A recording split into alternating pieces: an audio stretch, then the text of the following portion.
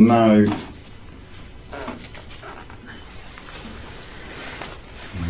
The eternal wheel. Yes.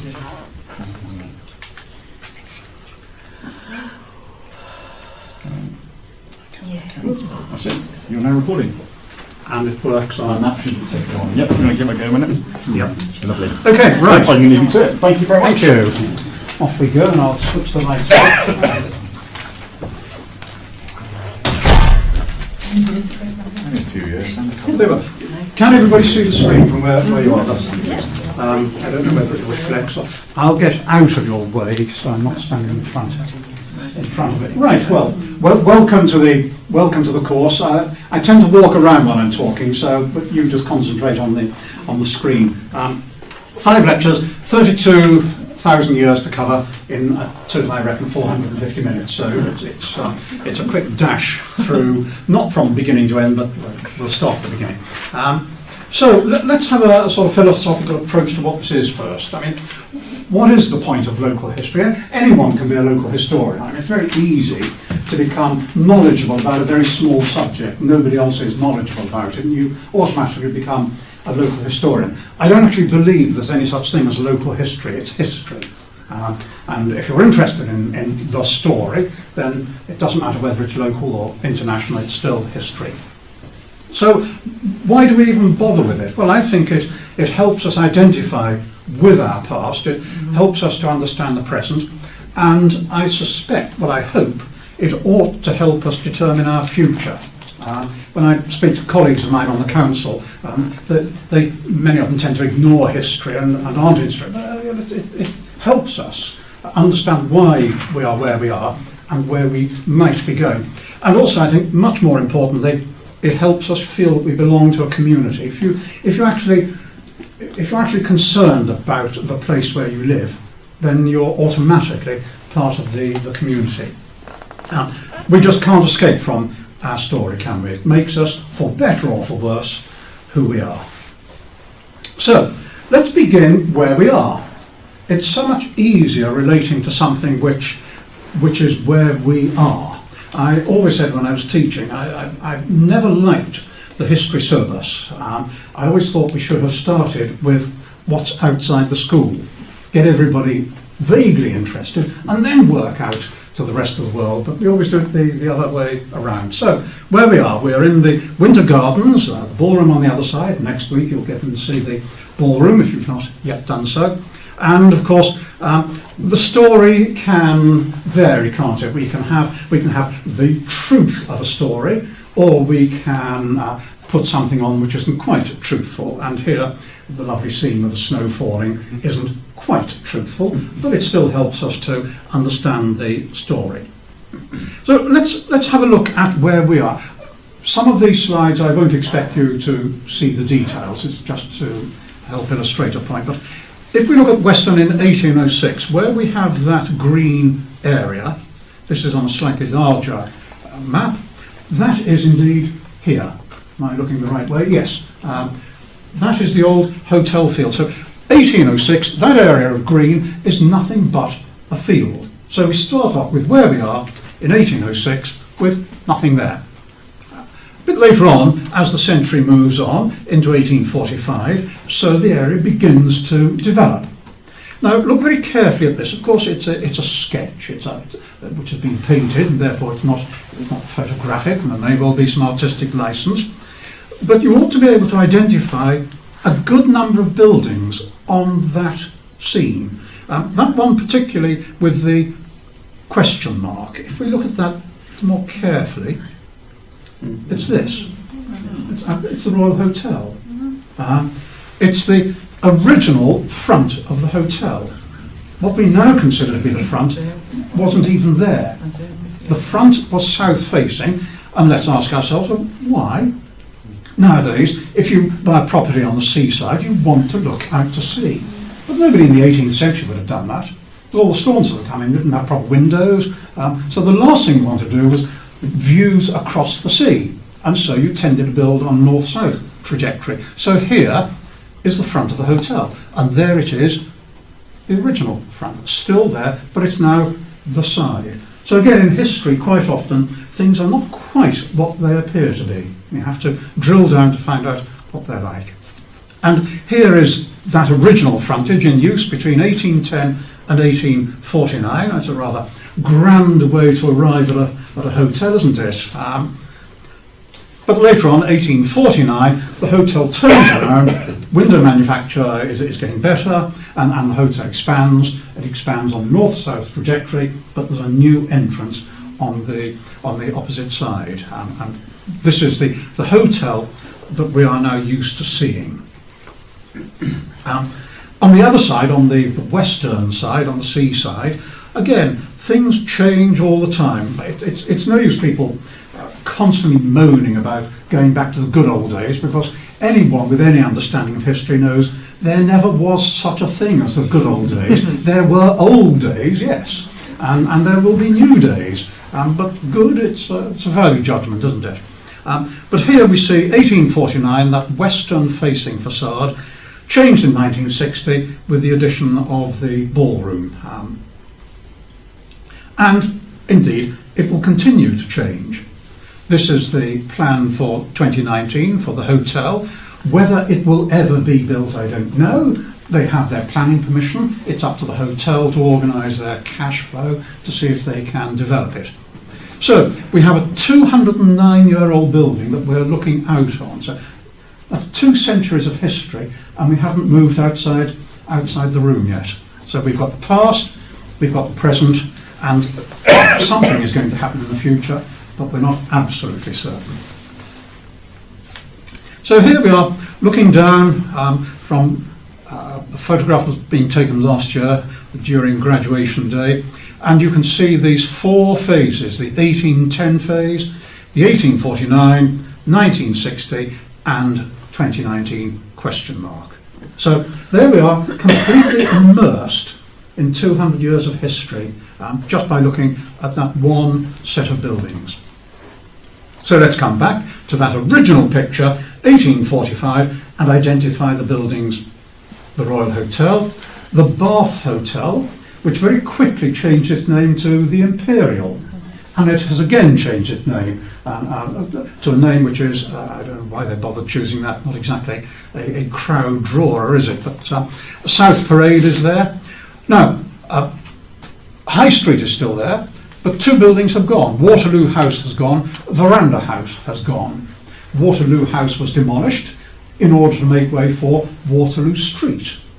So things constantly change. Veranda House, you'll see in a minute where that went. And this field in between, the Hotel Field, which later became the Italian Gardens and the Town Square. This is what you would have seen in the days before this building went up. So here's a photograph looking across to what is now the... Does this? No, I can't use the pointer on that because it's... So I'll not touch the screen, but there is Wetherspoons, or the Cabot, Royal Terrace there, and then looking to the Royal Hotel there. And this field, this is the Hotel Field, as it was known. Now, I reckon we can date that quite clearly because there is a sign, and I think that's a for sale sign, or that's a development sign. The Urban District Council slapped a compulsory purchase notice on this land. And so this is about, it's certainly the early part of the 20th century. So this is before the First World War, ready to take over that field. And then looking further down, you can see here the Imperial, looking South Terrace, South Parade rather, and High Street there. And in the right-hand corner, a different building. Some of us who are of a certain age will know what that building is. It is the old post office. So if we look at this now, we've got 2 buildings here which I've identified as no longer being there. The one is the Waterloo House, and the other is the Veranda House. And there they are. This area was bombed in the war, so the Lance and Lance development had a direct hit in June 1942, so all of that went. And again, people of a certain age may still refer to that as Lance's Corner, but anyone who is younger, well, why is it called Lance's Corner? because it's something which hasn't been there since 1942. And Veranda House itself was removed when Hans Fowler Price, the great Western architect, designed the new head post office, 1899. So Veranda House, which is here, would have been there, and it was a very grand house overlooking the hotel field. So again, we haven't left the building. We've got history within 100 yards of ourselves, and all of these different aspects are arising. There's a little something else about that field as well. Look very carefully. It's there. Cattle. And the cows were kept on the field to provide the milk for the Royal Hotel. So fresh milk. Quite what the chemical content was. This is in the days when you were allowed to just milk a cow and feed it to your guests. So there we have a farm in the middle of Weston, right up into the 20th century, still there working as a farm. Why did it stay like that? Well, because the Royal Hotel owned it and had a covenant restriction on it, and that covenant was only finally bought out last year by Weston College. But I'll tell you a bit more about that in a future talk. Excuse me. Of course. Veranda House, was that like a private residence? It was a private house, yep. There were several big private houses. But even though there were some substantial private houses in Weston, they all began to get into the tourist trade, so they would have extra rooms which they could let out. That was a way in which even the grand families made a few bob or two. Then the gardens, the field, when it was acquired in the 1920s, turned into a summer and winter garden. This is what we now call the town square and the Italian gardens. And this is the same view today. So things change, uses change, the fashion for sitting in a town centre garden or playing a round of golf, those things have gone, and here we are with completely a different, almost a continental feel now. Here was the building that replaced Veranda House. This is a photograph taken in about 1908, and this is Hans Fowler Price's head post office, new head post office, and I took that photograph, so it's not that old, and you can see there, that's the end of that era when it was going to be demolished to make way for the new Sovereign Centre, and that is what replaced it in 1992. Not exactly a thing of beauty and a joy forever, but there we are. For some strange reason, they put these chairs facing into Burger King and the blank wall of Wilko, as though anybody Then they realised nobody actually wanted to sit there, and so they quickly removed them. And at some stage in the future, I dare say the whole of this facade will change as well, as uses of shopping centres develop. Then again, this building, 1924. Here's something in the Western Mercury, where there was a plan by the Urban District Council to develop not just the gardens as a winter and summer garden, which had originally been where Tivoli House now stands in the boulevard. That was the original summer and winter garden.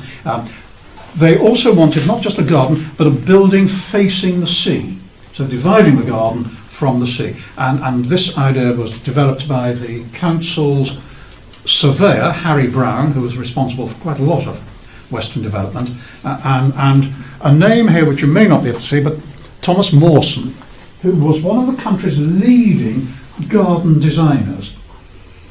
This period will be the subject of another lecture. The between wars period, the 20s and 30s, really was Weston's heyday, when it was so self-confident that it would employ people of national repute to come and develop things, and paid a fortune. It's a very different world now. But here was the Western Mercury, 1924. This was the proposition for a sea-facing pavilion. Rather different from it today, because the original idea was that you would walk through from the sea, through the colonnaded building, out into the gardens behind. It was only later on the council decided, oh, why do we have all of that space open? Let's enclose it, and then we can turn those rooms into something else. So we've lost the original concept completely. And here it is being built, 1928. Very interesting, because we come back to that covenant and how the law can sometimes change history. The Royal Hotel owned a restricted covenant, and part of that covenant said no building on the field could be higher than 40 feet. So immediately, when this was being designed, the dome had to be squashed. Now the college has since bought out that covenant, which means it is now wholly in charge of its own estate, subject always, of course, to planning permissions. And the back of it, many of us will remember the use to which it was put, partly gardens. Then we began to see sporting uses, tennis and so on. But over time, all of these facilities end up becoming a drain on resources, and invariably, certainly with local government properties, buildings never have enough money for maintenance or for updating. And so you begin to see very quickly the rather tatty additions being put on. So what starts off as a really pucker bit of development very quickly begins to lose the gloss. In the end, of course, the whole thing changed, and Weston College developed University Centre Weston here, and now we can see this is where we are. So history, a couple of 100 years of history in this very location. As fashions change, the uses of the buildings change. Weston during the Roaring Twenties and the jazzy I wish I'd lived in that period, because it was so exciting. And the chrysanthemum. I mean, does anyone grow chrysanthemums today? I was used to think of my old uncles growing lots and lots of chrysanthemums.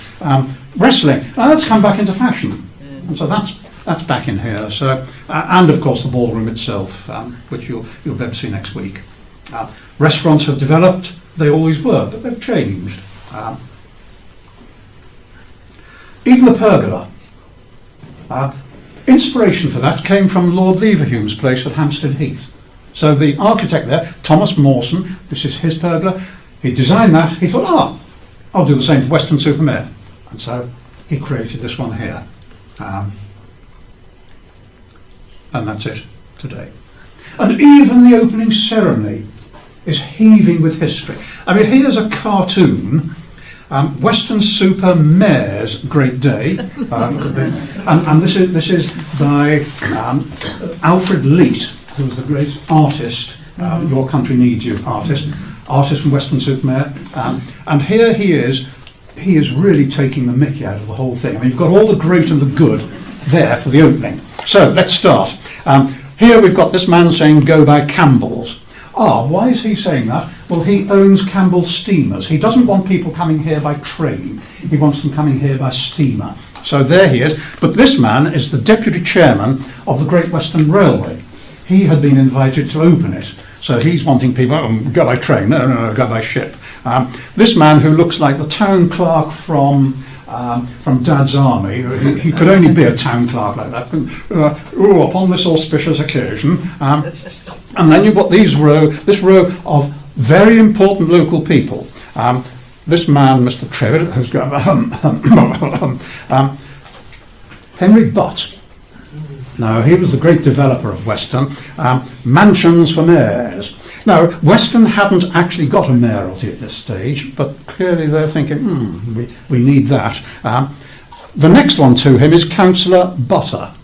So, Butter, and then the next one, and my term will come soon. And this one right there, no cheer up. And here, the Silent Six, and visiting dignitaries, the Lord Mayor of Cardiff, the Lord Mayor of and here's Alfred Leet really having a field day, poking fun at the local dignitaries. It's a sort of early version of Private Eye. And here is Alfred Leet, and this is where he lived.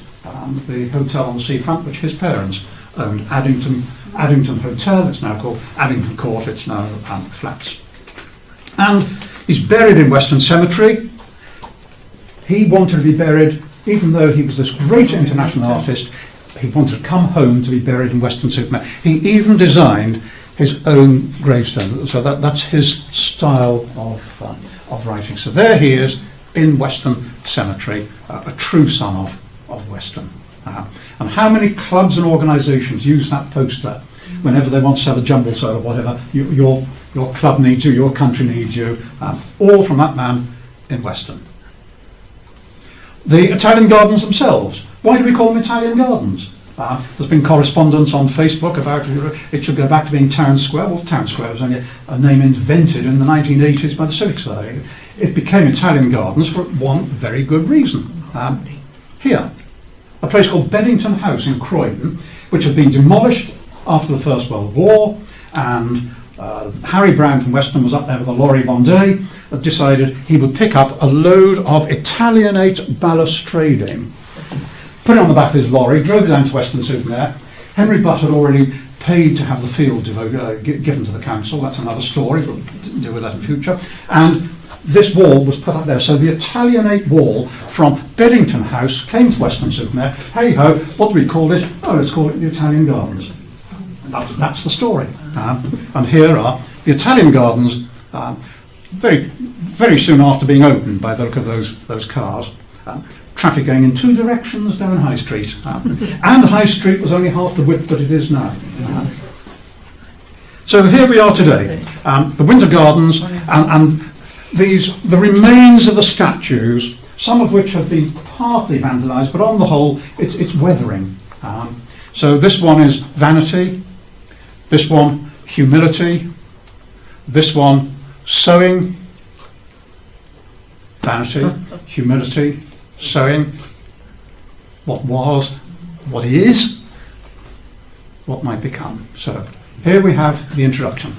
All history, but we've not moved from here, nor have we had to. So history is all around us. All we have to do is open our eyes and ask why. So let's go back into real history. Let's go all the way back.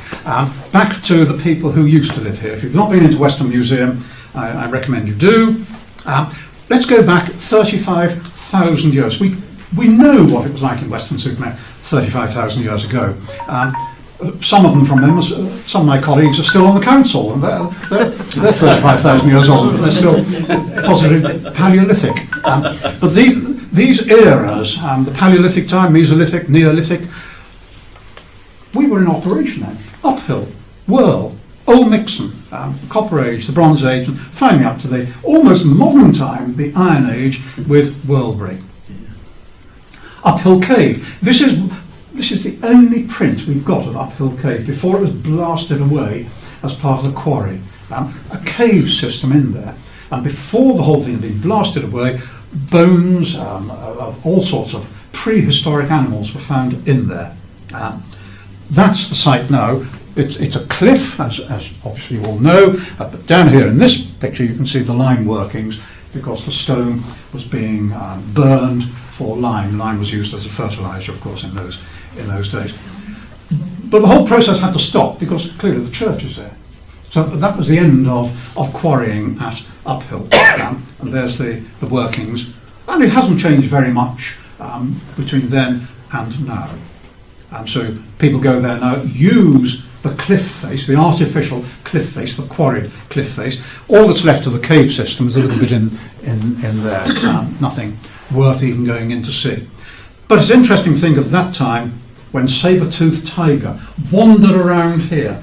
And I used to love saying to some of my pupils, imagine the seafront Weston, you would have hyena, saber-toothed tiger, woolly mammoth. All of these creatures were wandering around Weston-super-Mare. And we know they were because we found their bones. We've proved it. So let's get really modern now. Let's come right up to the Iron Age, to the top of Whirlbury Hill. And you only have to look at Whirlbury Hill from the sea and you realise immediately why it was a good defensive position. To get up there would have been incredibly difficult. Think of it not as it is today with housing all around. Think of it not as it is today with trees, as a bare hilltop, more like Middlehope, more like Breandown than Welbury.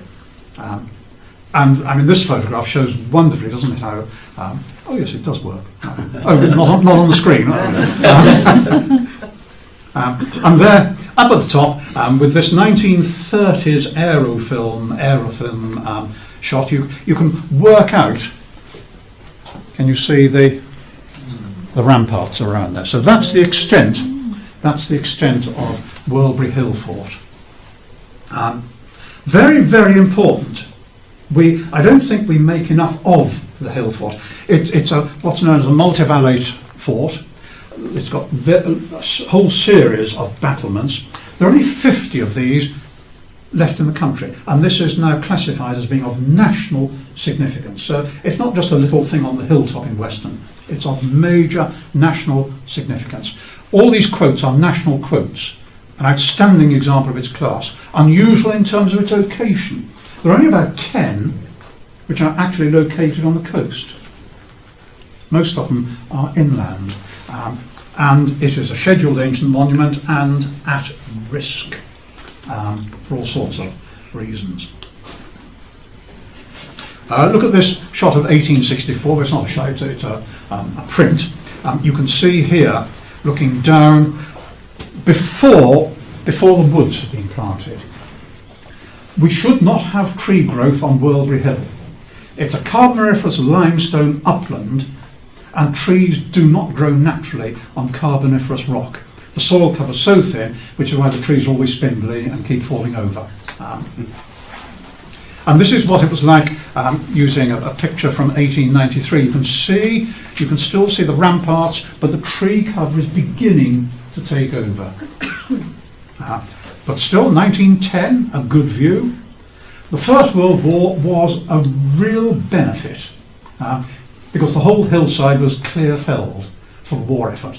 So after the First World War, for a short time, the hill looked as it should have looked before the trees started growing again.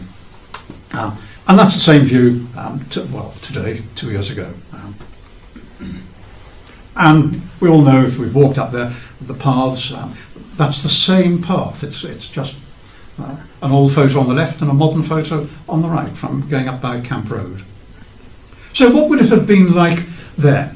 We know there were ramparts, ditches, the entrances, guard rooms, houses, granaries, hearths on. We know because they have all been discovered. So this is not meant to be what it was like. This is meant to give you some idea of what it would have been like. Importantly, the entrance here. You think of Welbury Hill, it's the eastern side pointing towards Wirral, which is vulnerable. The seaside is not at all vulnerable because nobody could get up there. So it's the other side which is the dangerous part. It might have looked something like this. This is Merton Castle. It might have been something like this. Dalbury up on the Mendips, same era, same builders. And this is an artistic representation in the museum of what it might have looked like. So we're looking across the Bristol Channel here, and this is Welbury Hill sticking out to the sea, and simple wall on the south side, no need for wall on the seaward facing, and certainly no need for wall on the side going down to Cewstoke. But on the eastern side, hellishly difficult, because that was the vulnerable place. And that is exactly that site today. So we've got these multi-layers of walls, and lately, thanks to some tremendous work being done by volunteers, they have been cleared. So the undergrowth has been taken away, and we can now see those defensive ditches on the eastern side. The footpath is modern. Iron Age forebears didn't say, let's have a footpath right through the middle of it. That's completely modern. And the eastern ramparts are here. Trouble is, once you clear the undergrowth, it starts growing again. And there are only two ways to manage that, and one is to have animals up there eating it, or the other is to have a team of workmen constantly attending to it. And you can see here. On the southern defences, The problem here, these are the Archaeological Society visiting. On the south-facing side, that comes down to South Road, Cecil Road, that area. There's a lot of tree growth, and the walls are in a pretty poor condition. The growth needs to come out there, and you can see here so much interference by trees. In the middle is an area which is now called the Glade, and this is where human activity would have taken place. This is where people would have lived. This is where people would have had their stores and their cooking facilities and so on. Charles Dimmond, there are very few books on Worldbury, but this is one of them, and this is Dimmond's book, which you can have a look at, but you can't take it. It's mine. I paid good money for that, and he said in 1886 he recorded 93 pits. Now, I remember as a child used to go up there and you'd have these holes in the ground, and we were always told they were for grain stores. Well, some might have been, some may not have been. But they found all sorts of things in there showing that these people were using the pits as receptacles for all sorts of things. At one point we thought people didn't really live there, they only came up there in times of conflict. We now tend to think that it was a substantial place for people to live. And why live there? Well, clearly it's defensive, but equally fish from the sea, fowl from all of this low-lying land would have been marshland, so there's fowl and grain. These were not savages, they were growing crops. And of course water, fresh water, and the fresh water was here at Spring Cove. It's still called Spring Cove, but there was a landslide and it's no longer a place of fresh water. But this is where the fresh water supply would have come from. There are the people up there bashing each other. We have this idea that people on these forts were all savages, knocking each other over the heads. And, okay, there were occasions when they did. And these skulls are in Weston Museum, and you can see where the one has been completely bashed and there's a hole going through it. Yeah, I mean, that chap met a fairly nasty end, and the spear is there that went through. But they didn't all die like that. They produced some really interesting ephemera. I mean, here's an axe head that was found there. But this, I think, even though it's not from Worldbury, is a stunning example. It's recently been acquired by Western Museum.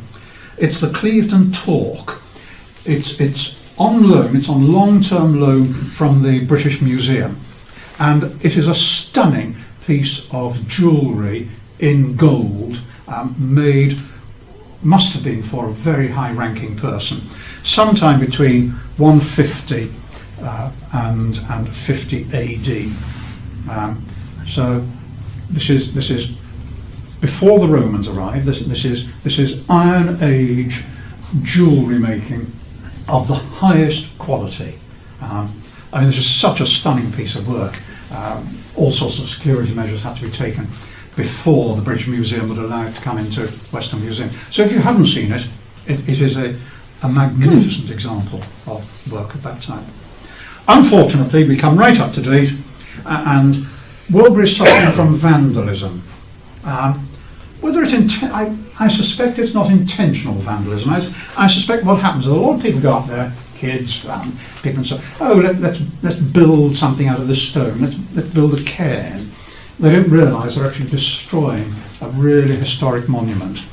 And I think it's the council's fault for not actually saying, this is an important site, put signs up. But gradually, parts of it have been destroyed. I mean, this is a cairn which has been built. Now, when you consider that the stone was actually cut, none of this is stone that's just been picked off the ground. Each piece has been cut. So Iron Age forebears are cutting stone from Weston Hilltop and fixing all those stones together so that as the mounds went up and up and up, they weren't just chucked one on top of another, they were engineered walls. And those walls are still with us. So they knew what they were doing. except, of course, it's great fun to go along now, pick up a pile of stones and build your own cairn. That means that you've totally destroyed any evidence of the way in which those walls were built. Looking down on the 19th century, the early 20th century Ordnance Survey map, exactly the same shot from a satellite. So you see the problem. Here is the hillside fort, completely covered in tree cover, so we cannot appreciate it. But with modern photography, modern satellite radar imaging, we can pick out some wonderful features. I mean, here we can quite easily identify all these wonderful pits that are there. And with light detection ranging, the LIDAR work now, again, all sorts of wonderful images are now coming through. There is now a great emphasis being placed by Historic England and now by North Somerset Council on doing something with this fort. And these, I think, this is a wonderful image. So these are really high-tech imaging photographs. So let's move on even more up to date. Let's forget the Iron Age people. They potted off when the Romans came. There's no evidence that on Worldbury Hill was actually a battle. It's not a case that the Romans arrive one day, have a fight, and all the Iron Age people are dead. It was a more gradual process, and we think the Iron Age settlers gradually moved away. There were battles, yes, but they moved away. What was the point of being here any longer? So off they went across to Wales, across to Ireland, and the Romans gradually spread westwards. But they didn't quite get here in force. Really, the Fosse Way was it was the Roman barrier for a long time. So east of the Fosse Way, up here is Bath, and there is Ilchester. So we've got this road, the Fosse Way. Romans up to here, and then those of us in Weston-super-Mare, they consider us a bit sort of savage. What was the point of coming across all these yokels? But there were some movements, particularly a road along the top of the Mendip Hills via Charterhouse, Banwell Locking to Uphill. So there was a road. Now, Romans weren't stupid people. They wouldn't build a road for the sake of building a road. They'd build it for military purposes, economic purposes, and those were the only two reasons, and they were often the same. And so a road came to Uphill. Why? Well, we know that there was some Roman occupation here. The beach line was further out than it is now. So coastlines are always changing. So what we now see as our sea front would have been a bit further inland. So the sea was a bit further out than it is today. This is the college, and Roman remains have been found at the college. This is St George's, and there was a huge salt works there, a Roman salt works. So it was an important industrial area for the Romans. And we found things, brooches, beads, mosaic. We know that at Uphill, we've got names there which indicate the Romans were here. Two names in particular, Walborough and Cold Harbour. They are both indicative of Roman occupation. So there's a little hill at Uphill. It's called Walborough Hill, and it's near the river. And we know that there was a port there. We don't know exactly where it was, but we know there was some sort of harbour there. In Weston itself, as I say, the college, South Terrace, Royal Crescent, Roslyn Avenue out at Milton, Roman remains have been found there. Not huge remains, we're not going to unearth a Fishbourne Palace, but we do have proof that they were here. Across on Brean Down, this is what Worldbury Hill should look like, but over to Brean Down, the Romans, that's the way to keep the undergrowth down. You get these creatures on, cost you nothing. The Romans built a temple. So here they were. Quite often, rather like churches later, you would build places of worship on top of a hill, a significant location. So here on Brean Down, there was a Roman temple. So there must have been Roman activity in this area. They wouldn't build a chapel unless there was Roman activity, a temple rather. And the Charterhouse itself, well, this was the most important lead mining area in this part of the Roman Empire. So it's a bit like looking at Charterhouse and Uphill as being sort of Manchester, Lancashire, Yorkshire, all rolled into one in terms of significance. This was a huge industrial area, and particularly for the production of lead and a certain amount of silver. And here's one lead ingot. They were all made into ingots, and they were stamped. I mean, the Romans were very good at doing that. So if you find any later, you know exactly where they've come from, because they're stamped, dated and stamped. And this one was found on the road up on the Mendips. We've got the date, AD 49, during the reign of Emperor Claudius. And here, if you go to Charterhouse today, the lead smelting works are still there, but they are not the Roman works. The lead mining and lead production on the Mendips carried on right up until the 19th century, and indeed into the 20th.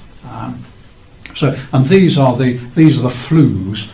You imagine the work. These were covered, and you had to go in. The lead with the stones in there being burned, and you would then have to go in and scrape the lead off the roof above you. The chances of you living a long life were pretty slim. And the slag is still there. These great big lumps of black slag.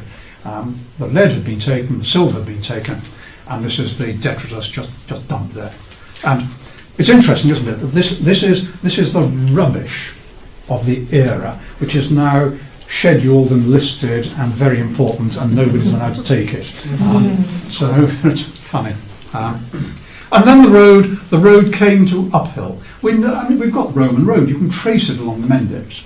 You get towards Uphill, but you cannot then say with any degree of certainty how it came down to the sea. We know it came down, but the trouble is the River Axe has changed its direction over the years, so I'm not quite sure where it would have met the Axe. But let's assume it's somewhere in this area of the boatyard at Uphill, ships coming in up the Axe around here. So somewhere around here the Romans had a harbour.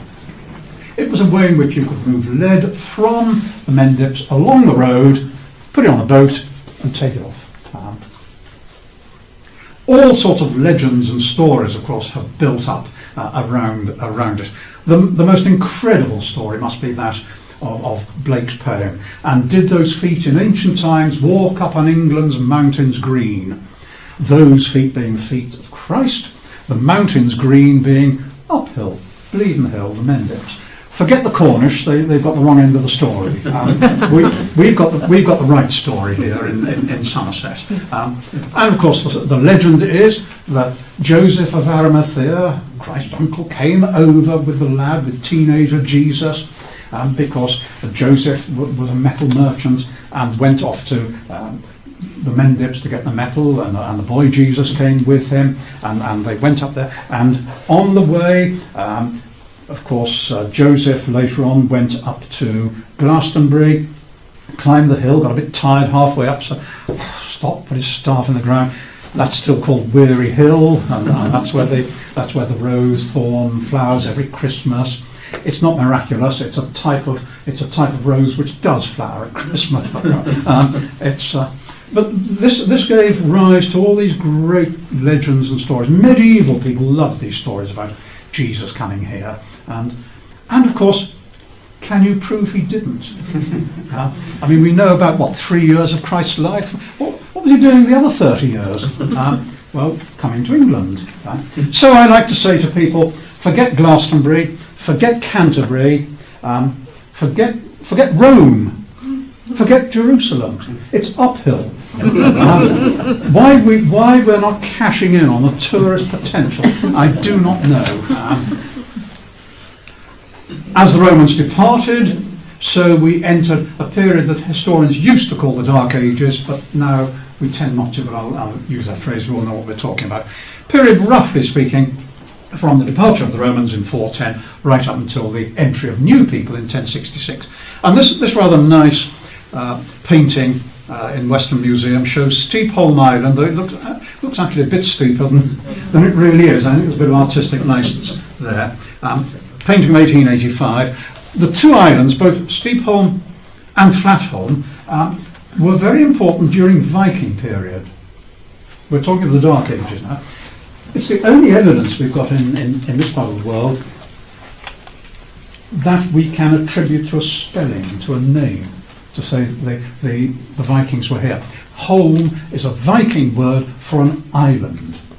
It's a Viking word for an island in an estuary.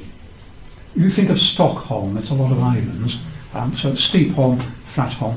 So this is where the Vikings came. They used the islands for piratical purposes. They weren't settlers here. They came and they plundered, the usual thing, and then they went away with their plunder and came back again when they wanted to. So it's getting a bit warm in here, isn't it? I can see people. Do these doors open? Oh, there's an old-fashioned thing here.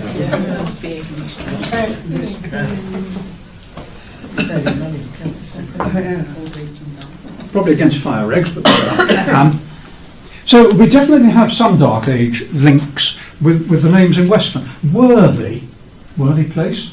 That's indicative of something which predates the Norman invasion. Interesting. We have found one coin from the Dark Ages in Weston, a coin of Edmund I. We know that the parish structure, which we have to this day, the ecclesiastical parish structure, not the civil parish structure, was here in the 7th and 8th centuries. It's possible that where St John's, the parish church, now stands, because we know the medieval church stood there until 1824, it's possible that the previous church would have been a wooden structure, because many of them were. We know that this area was known as the Winterstoke Hundred. We still have the name Winterstoke Road and Winterstoke School and so on. And we know that this was the Shire of Somerset, and it still is. So these are events and names and facts from the days before the Normans arrived. We also have other more physical things. We know we have discovered stone-walled animal enclosures and tracks where the college is. Skeletons from this era have been found: Park Place, Greenfield Place and Royal Crescent. In fact, some Dark Age skeletons were found in Weston Milton Road Cemetery, which I'd like to say proves we probably, that's tall, proves we have the oldest still usable cemetery in the country. There we are. We were using it in the Dark Ages and we're still burying people in it today. And in AD 470, river raids took place here, and this, if any of you haven't seen this book by John Hickley, which he did on Bleeden, this is one of his paintings. I mean, he is a stunningly good illustrator, and lots of illustrations. This is about Bleeden. He did a different one on Weston, but that's not on the menu tonight. That's the other one, but it's not for tonight. And there's this wonderful story. We know the Vikings were coming up the river to raid. Here's a wonderful thing. This is in Lympsham Village Hall. It's called the Battle of Bleeden in 485. There was no such battle.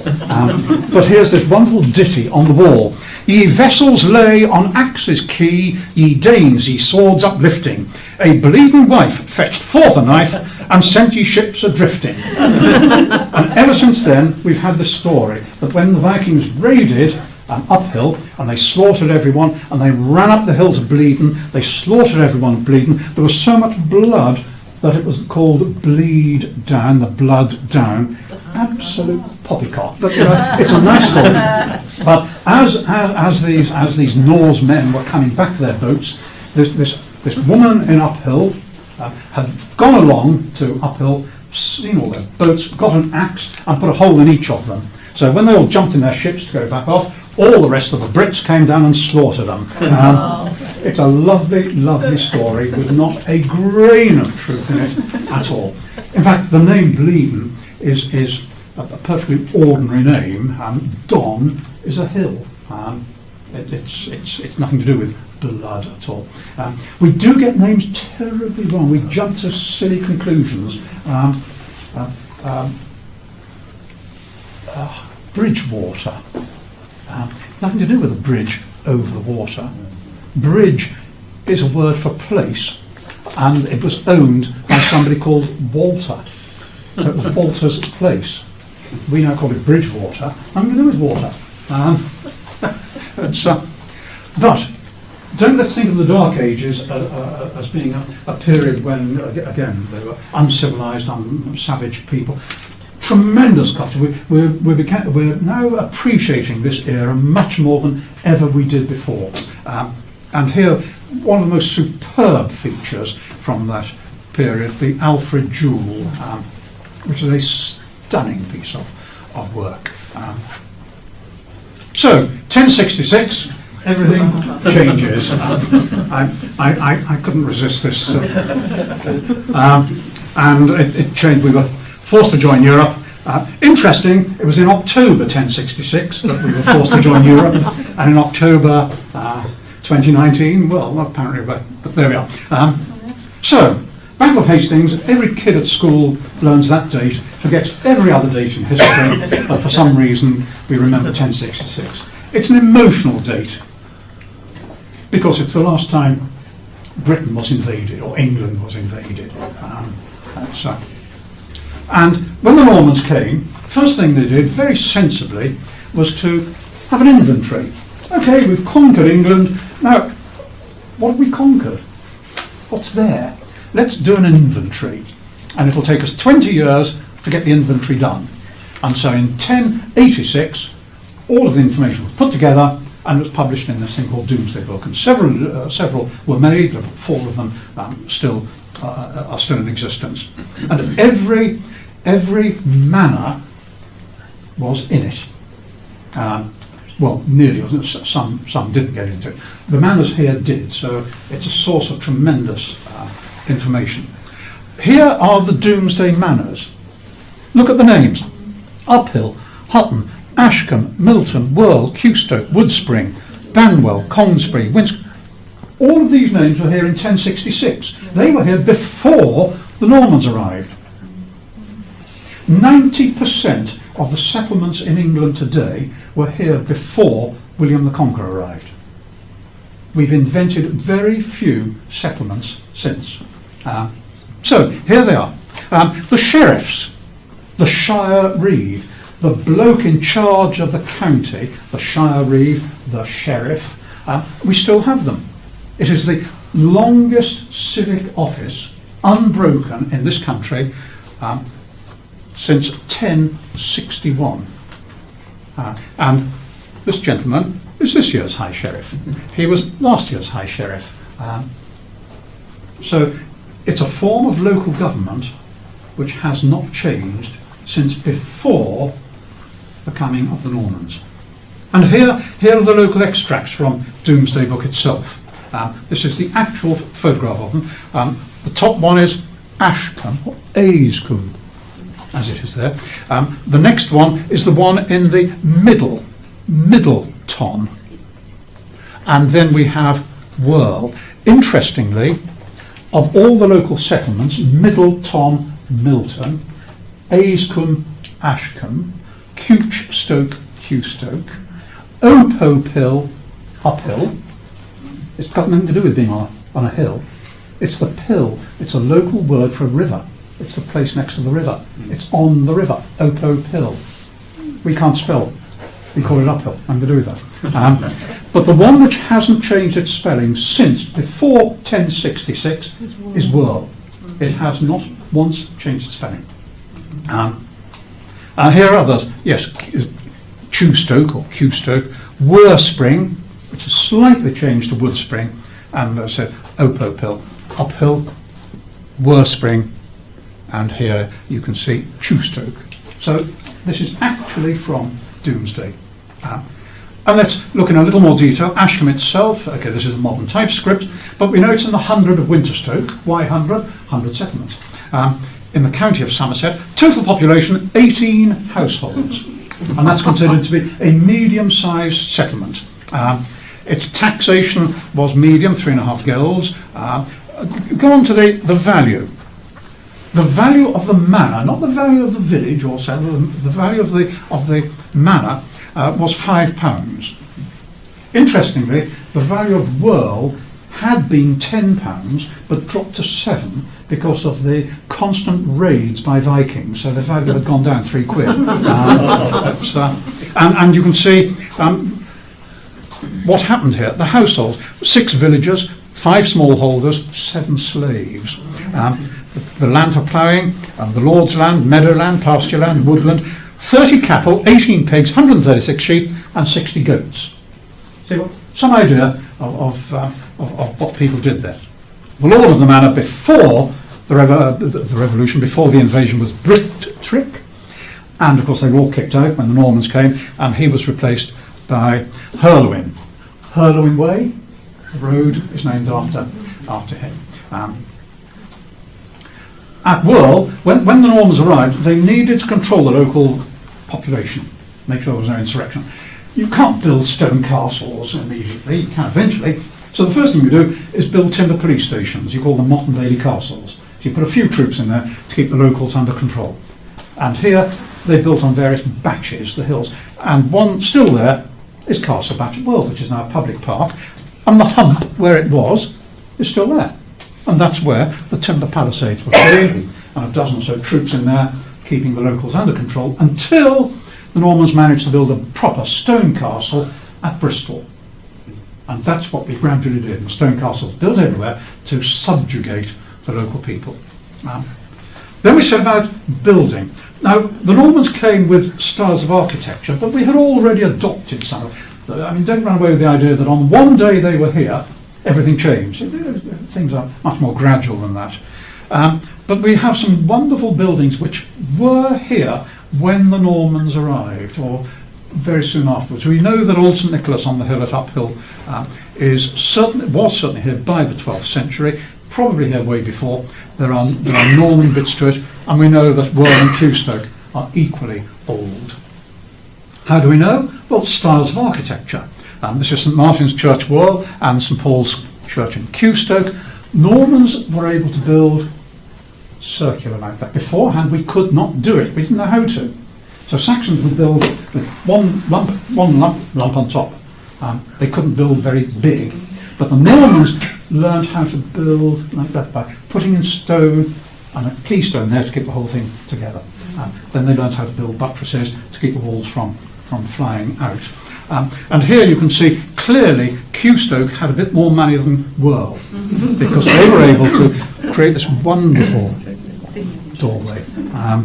And remember, churches were a mark of the value of a place, not like today.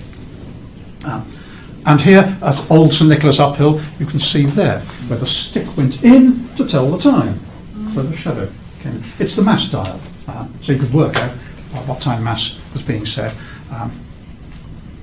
And this is interesting because this is Celtic.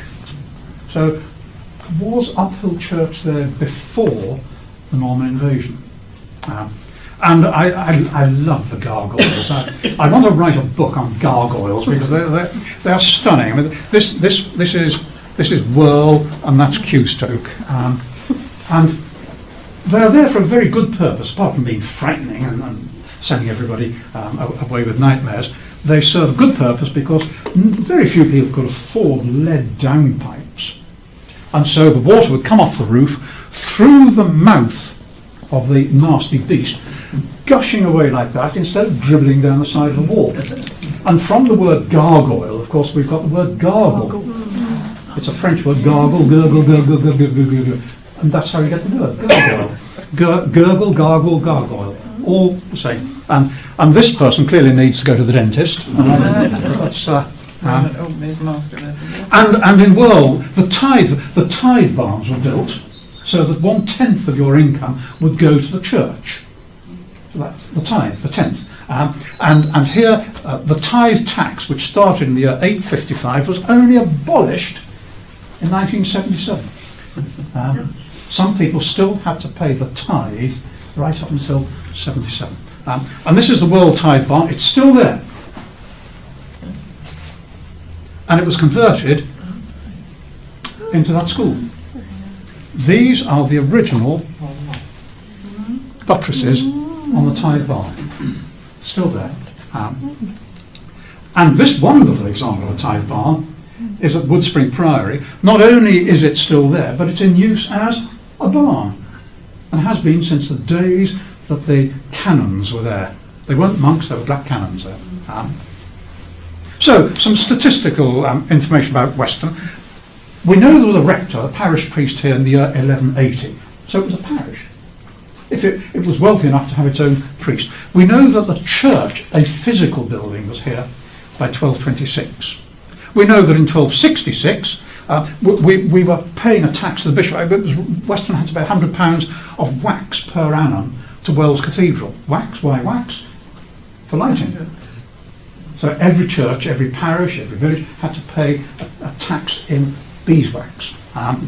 In 1266, the bishop got so fed up with the priest in Weston-super-Mare that he confiscated the living. Apparently, the priest never went to church, and the bishop thought, well, that's a bit off. And so he confiscated the living. And we know from the records in 1327 there were 15 people in Weston who owned enough land to be taxpayers. Then, of course, things went horribly wrong in 1348. Black Death. And that decimated the country. Half of Somerset died. Werle lost 3 priests in 1 month because the priests had to go and send people on their way, and they became contaminated. Priests in Locking, Cewstoke, Weston all died. Even got to the point, this for old Roman Catholicism, that women were allowed to hear confession in extremis. And I've never quite worked out theologically, but if a woman can hear confession in extremis, why can she not when it's not extreme? But we'll discuss the theology of that some other time. But with the working population decimated, one good thing came out of it. Once the Black Death came to an end, working people could then demand higher salaries because they were in short supply. So immediately we begin to see things happening. Serfdom is abolished. When you think in Russia, it took right up until the Russian Revolution to abolish serfdom, or just before it actually. Here in Weston, here in Britain, it was abolished as a result of the Black Death. And after the Black Death, we changed our agricultural system. So here we became an area of sheep farming. There was a hell of a lot of money being made out of wool. We were exporting wool to France, particularly out of Bristol to Bordeaux, and importing wine. So wool out, wine back. And still to this day, we think of Bordeaux as a great place for wine, and you go through France and you never see a sheep anywhere. And as a result of the higher taxation, higher income, higher taxation, the church could start to build its great monumental towers. And Somerset has what I always say, the finest collection of church towers in the country. Okay, I know people in Eastern England and North might disagree, but they're wrong. And here's some other interesting little snippets. Edward III granted the wreck of the sea on Weston Beach to the Bishop of Bath and Wells. Any ship wrecked in Weston, the bishop could claim the contents. Well, you can imagine local people, they've got blown up for a bag of tricks. The boats up on the beach here, we'll take everything. The bishop got so annoyed in 1353, Bishop Ralph, he actually said, Weston's sons of iniquity. Weston's sons of iniquity, because they were stealing his flotsam and jetsam. Woodspring Priory, wonderful, wonderful little priory, founded 1220 by one of the grandsons of one of the murderers of Archbishop Thomas Becket. It isn't cricket. You murder an archbishop, you're not likely to get to heaven. So you're the grandson of one of the murderers. I'd better found a monastery, and I'd better pay for mass to be said every day in perpetuity for the archbishop's soul, and more so for my soul when I'm dead, because I need to go up there rather than down there. And they weren't It was way before the Reformation, so they thought it would be in perpetuity. Then of course, the monasteries are dissolved, and this small priory is dissolved in 1536, and Henry, of course, is confiscating all the proceeds and putting them into the national treasury. A couple of treasures from there. The Cewstoke Reliquary. This is quite significant. It's actually in Taunton Museum. It's a stone reliquary, and it was in Cewstoke Church, and it was found in the 19th century when the church was being restored. And there was a chalice in it, a wooden chalice, with the stains of blood. And it's always been said, this is the blood of Becket. Why else would it be there? Why would it have been hidden? And of course, in those days, people really used these reliquaries as a point of prayer. And then the last prior of Woodspring, he decided. We'll go back a bit. The last abbot of Glastonbury, he was taken to the top of the Tor, hanged, drawn, and quartered. That was the end of him. But the last prior of Woodspring thought, blow that for a bag of tricks. I'll sign on the dotted line. I'll say to Henry, yes, you can be head of the Church of England. I agree. I'm not going to die as a result of your beliefs. And so he signed on the dotted line. He was rewarded with the vicarage of Worl. So one day he was the prior of Woodspring, Catholic. The next day he was the vicar of Worl, Protestant. And in the process, before Henry could get his hands on the priory, he chipped away this magnificent pulpit and got his mates to cart it across the field and cement it into Whip St Lawrence Church, and it's there to this day. And on top of that, he wanted somewhere comfortable, so he took his prebendal stall out of the priory and put it into Worl Church, where the vicar sits to this day, on that same misericord. And the other thing, he was granted not just the vicarage, but he was granted his own privy. Weston then becomes a manufacturing centre. We're now moving up into the reign of Henry VIII. Copper ore was needed, calamine. These were being mined in Milton, and we had 8 more mines open in Worl. They were terribly important because they were providing raw materials to make the cannon that we were using against the Spaniards. And at one point, we were even exporting material from Worl, which was sent to Chepstow to be turned into cannon. Then the cannon were being illegally exported to Spain and were being used in the Armada against us. So, some rum goings on were just the same then as they are today. But here's a nice quote, 1566. I took a lease of Sir Henry Wallop of a hill in Somersetshire called Worley Hill, and there set 10 or 12 persons, strangers, foreigners, and English, on work to mine and search for calamine, which the countrymen there do report, and got 20 or 30 tons of the said stone. Mining for calamine continued right up until 1736 in Weston. And even in Hawthorne Hill, Ashley Drive, Hazeldene Road, ochre was still being mined until the First World War. And sometimes it was being used in the manufacture of sausages to make them a reasonably attractive colour. Can you imagine? And this is about what 1910 map of Milton. Here you've got Manor Road, Milton Road there, Ashcombe Park Road there, and you can see the quarries and the mining works in there, and that's all now developed. Fishing dispute here, 1572.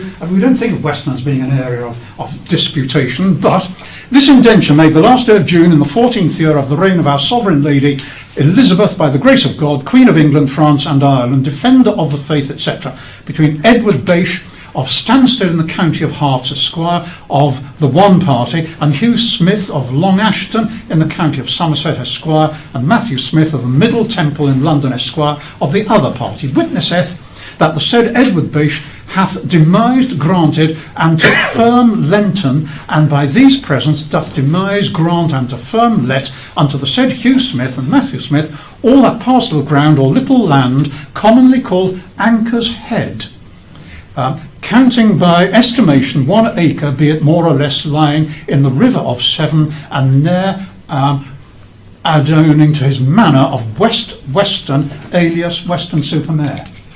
So Weston, we were west of the Middleton, Ashcombe, Weston. If there's a Middleton, there was a Northton, which today we still have as Norton Farm, Norton Lane, no other buildings. So there's the Northton, Middleton, ours was the Weston. So Weston might have been here at Doomsday, even though it wasn't recorded. And this goes on to tell us who can fish and where the stuff goes to. Then, well, the Civil War. Okay, this is not a photograph of the Civil War. This is people who like dressing up and pretending they're in the Civil War. But the Civil War certainly occurred in 1642, and Weston was involved. Here, Glebe House, which is still there. This is a print of 1832, or a sketch. In 1642, the rector was the Reverend Christopher Sadbury, who lived there, and he was a royalist, got fed up with Western men who were a bit sort of cantankerous and supported Cromwell. So he got a dozen of the ringleaders and imprisoned them in the rectory, just like that.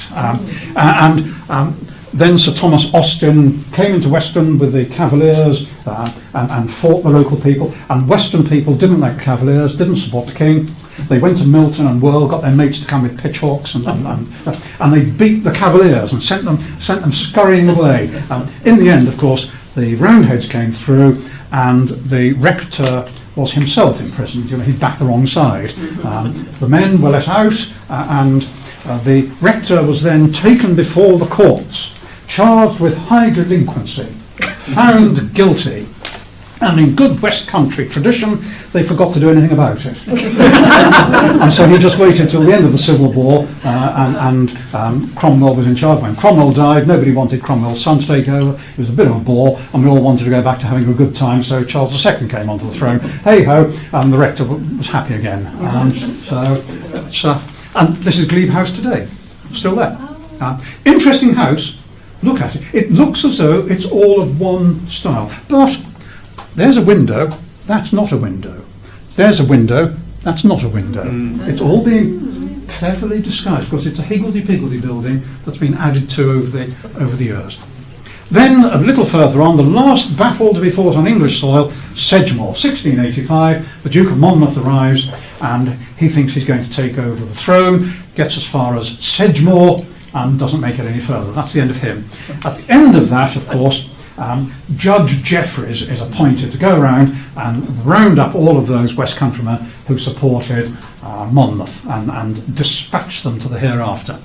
When he came to this area, he stayed in a pub called Highcliffe House, which had been known at one stage, it's known today as Highcliffe House. It had been the Valiant Soldier pub. He is said to have stayed there whilst hanging people in Worl and Weston. I've seen no evidence to back that up at all. It's one of those stories that may or may not have occurred, but certainly Judge Jeffreys was rounding people up at bloody assizes. Then we come to the Pigot Estate, 1768. We're getting into a much more civilised era now. We're beginning to draw maps, fairly accurate maps of the area. In a little more detail here, what I've done is to modernise the map, so I've put my own work on it, but let me just explain what's happening here. This today is High Street. I put in red Italian Gardens. It was known as the Paddock. This is a little lane going down to the sea, which is the West Lane, and today is West Street. This is a continuation of High Street. This today would be the Playhouse. That's the YMCA on the corner. That is the road that goes up the hill to what is now the Quarry.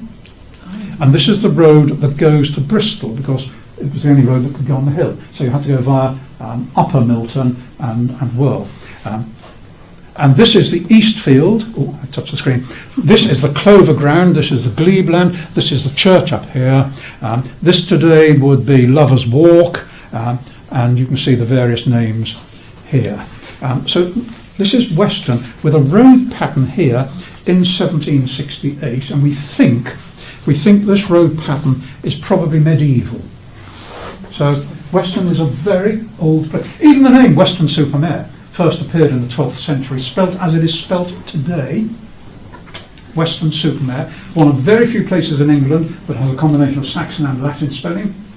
Weston, the ton in the west. Super, which is Latin for above, as opposed to sub, which is under. Mare, which we now mispronounce thanks to the BBC, and it should be Mare and always was, so it's Weston-super-Mare.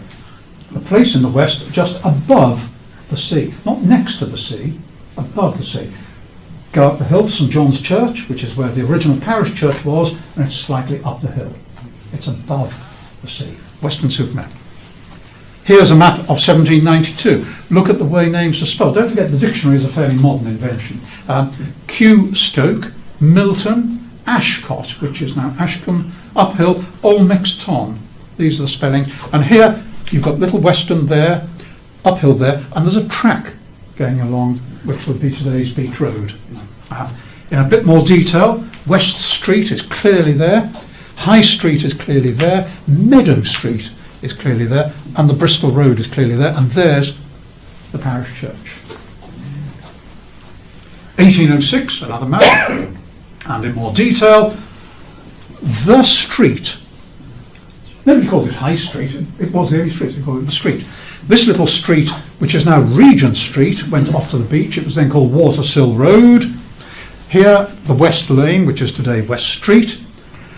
This is today Big Lamp Corner. This little lane went off to the Wall Close Corner, which goes down to Waterscott Road and the Odeon. And that little lane went off to the Meadow and the Orchard. Meadow Street, Orchard Street today. Boulevard didn't exist, but the field boundary is there, and it went eventually along the field boundary. So all of that in shape is there today. And in more detail, Big Lamp Corner, that's it today. It was known as Gossip Corner at one point, for reasons which I'm sure you can work out quite easily. I'm on a mission. Please stop calling it the carrot. It looks nothing like a carrot. Call it the parsnip if you've got to use some vegetable. The Lords of the Manor, the Smith Pigots, or the Pigots to start with, they were a rum lot. A bastard Pigot married a bastard Smith, and they became a very important family. If you were upper class, of course, you could do that sort of thing. They would look down their noses at everybody else, but you know, it's the way it worked. They made lots of money. They were squirearchy rather than aristocracy. But at one point, you could go from Weston to Bristol without ever leaving their land. Ashton Court, that was part of the same dynasty. So in Weston Museum, we've got some wonderful pictures. Gainsborough's, really good quality stuff there. Here in the Grove became their sort of summer hideaway. The big house was Brockley Court, and they came down to Weston. They had a little seaside chalet, and that's today's Grove House. So that was there, and then next to it, Glebe House, which was much older. Here's the village church. This is our medieval village church, on exactly the same footing as the present church. This wall today would be Lower Church Road. And that's a picture of the church made in 1820. This is another one in about 1824. And there are bits of the church left. Round the corner, somebody put some of the ancient medieval windows into a cottage they were building. Gargoyles, or capitals rather, they're in Weston Museum. And the stump of the cross is there. The Calvary would have been beheaded during not the Reformation, probably more likely by Puritans. And Reverend Wadham Pigot from Wadham Street became a very significant member of the family, rector and squire. And you can see here the church, Glebe House, and Grove House is getting to be a bit bigger. They're moving in cultural circles. So George Cumberland, the great artist, is a friend of the Smith Pigots. He comes to stay in Weston, and this is one of the pictures we've got. It's in the museum of Nightstone Island, which he did. And another patron of Weston was the rector of Rington, the Reverend William Leaves. He was a great composer. He paid a curate to look after the poor souls in Rington, so he could come and enjoy himself in his new cottage that he'd built on the seafront, overlooking the sea. And that's still with us today, of course. It became the thatched cottage. Up in the woods, the Smith-Pigots were beginning to create their country estate. And I'll deal with this in the next session. This is the 1810 enclosure map. This is really a significant date in Weston changing and growing. It creates a town quarry. It creates a new route to Cewstoke.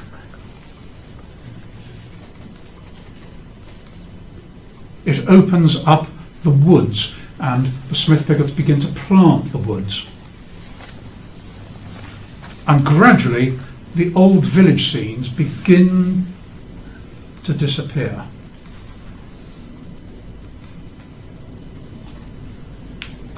People fished here. You can see here the stalls at Burnbeck before the pier is built. All of these pictures, incidentally, are from the museum. And on Burnbeck Island, the gull yeller's cottage is put there. That's people got so fed up with the gulls coming in and pecking the fish, they couldn't sell the fish. So they employed the man in Weston with the loudest, raucous, most offensive voice to spend his time on the island, shouting, screaming and blaspheming whenever he saw gulls. It is said that on a very quiet day you could hear him swearing in Congsbury. And the stalls are still there. Western fishermen didn't go out into the depth. They simply slung their nets over the stalls and waited for the tide to come in and get the fish trapped by the gills and walk out of the mud and take them out and tide went out. And so we see the end, really, of the village. This is the last bit of Weston. This is the old farmhouse in what is now Orchard Place. And these are pictures of the people. And next time I'll be talking about the village. I leave you with this, the population. People normally say that in Weston it's the coming of the railway that changed everything. Yeah, it did change a lot. But look at these figures. The railway arrives in 1841. Up until 1821, Weston's population was below that of Uphill and World. But in 1821, suddenly, we've got this incredible rise in population, which doubles by 1831 and doubles again by 1841. The railway doesn't arrive until there. So something is already going on for 2 decades before Brunel comes to Weston.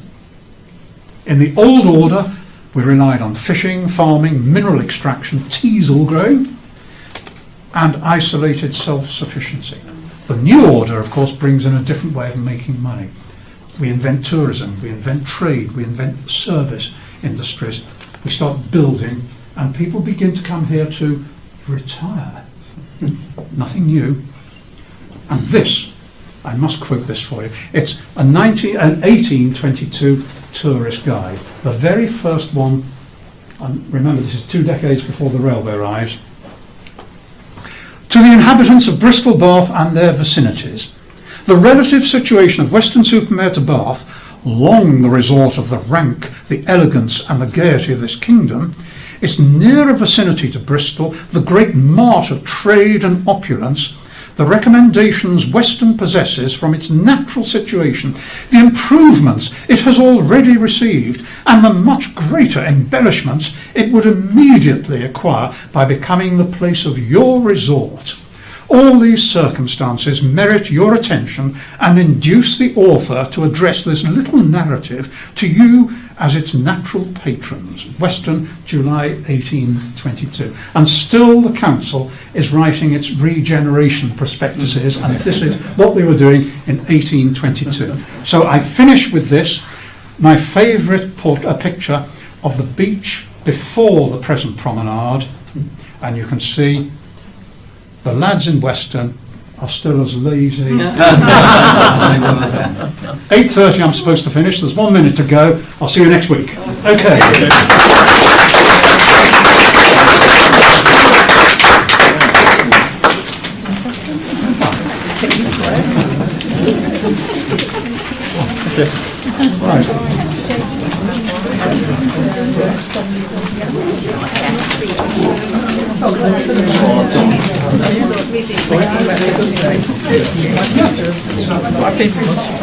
I've seen some of those things.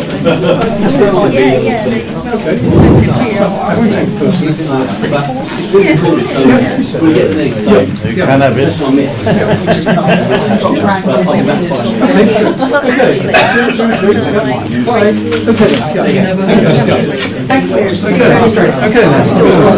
Thanks very much. That's right, really interesting. Thank you. See you next week. Thank you very much. I noticed there's a glebe. There's a glebe in Sydney. It's the same principle. Enjoy seeing all your stuff. Where are you? Sydney. Oh, right. Now, yeah. So I was at a place I lived in. No one knows about it. It's now popular. All the coastline of Sydney, people I met He's been there 40 years. Thank you very much. Thank you. Thank you, John. I enjoyed that. Thank you. It's good. Right. Okay, all the best. There is one that I won't be able to come to, unfortunately, because it clashes with the. Yes. And I did wonder if you were going to be there. I'm involved and I've said before, I'll message you tomorrow. pop into pudding and then finish this. That's not a bad idea, actually. I'll know why. It's only down the corridor. Yeah, that's true. So I'll have to dress properly for that. So I'll see you in there. I'll see you, okay. Next week I'll come again. Talk about it next week. Pick it up a little bit. Thank you. There's a little query I've got. Yes. All right, there's a member of my family, my grandmother used to say that my granddad's brother was working on Clarence Park. Yes. But I don't think he wasn't an architect. Sorry, he was a body designer. He was one of the people that worked on it. I know his name, it was Russ. Herbal Russ. And he married some artist at Disney from up there. Oh, it's Disney. I know. They're quite well established. Yes.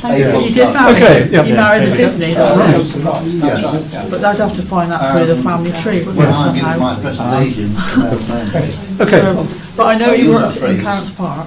But I- he probably was I one of use the that workers in that my worked for the talk. landscape.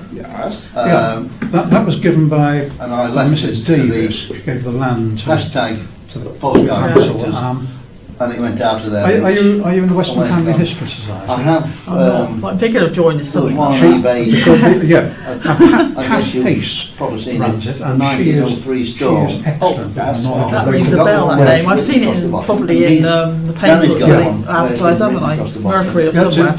I'm not on the Coming internet today. at the moment, Right. so I'm going to have to. Well, remind me next week. I can put you in touch with Pat. Yeah, what was it? The World? Sorry, the Western. Western Family History Society. Yeah, yeah. So if you've got somebody with access to